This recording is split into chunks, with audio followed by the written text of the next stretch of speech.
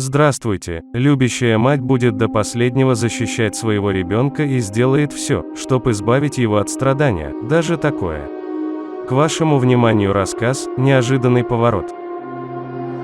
Прижимая к груди свою 4-летнюю дочь, все, что я могла делать, это слушать, как крики за пределами дома становятся все громче и громче.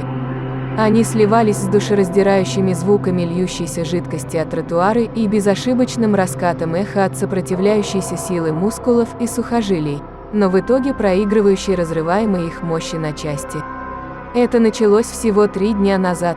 Что-то странное произошло на планете, и прежде чем человечество сумело опомниться, не стало половины мира.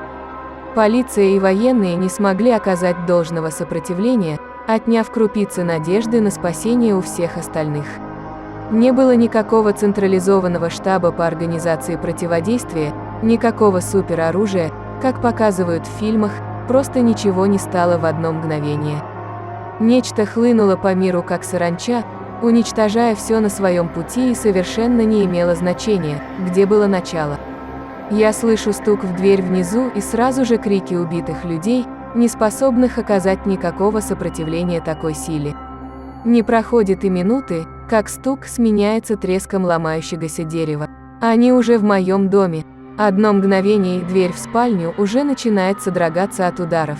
То, чем я забаррикадировала дверь какое-то время, сможет их удержать, но я точно знаю, что они смогут пройти. Я продолжаю раскачивать свою маленькую дочку на руках, тихонько напевая ей на ушко колыбельную, чтобы хоть как-то успокоить ее. От ее заливистого плача удары становятся все сильнее и громче, дверь начинает трескаться. Я кладу свою маленькую девочку себе на колени, спиной к груди, и поглаживаю ее по мягким волосам обеими руками, от макушки до ушей, так же, как я делала, когда она была еще младенцем. Это ей очень нравилось. Ее отчаянный плач стихает серией рыданий и икоты, маленькое тело продолжает содрогаться от моего страха. Я продолжаю напевать ей, лаская пряди ее волос, веду себя для всего мира, как будто все в порядке и ничего плохого не произошло. С неописуемым усилием, в противодействии ударов в дверь, она постепенно успокаивается.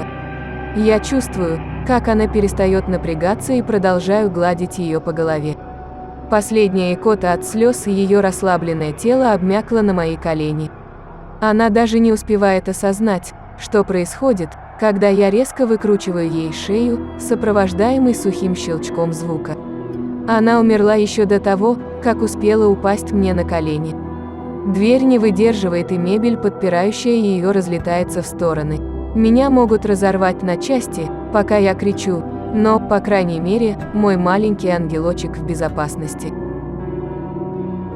После такого окончания обычно следует долгая пауза. Вот и нам добавить больше нечего. Главная героиня сделала все, чтобы ее дочка не страдала перед смертью.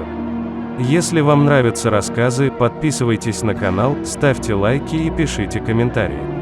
А мы будем писать новые истории и радовать ими вас как можно чаще. До новых встреч!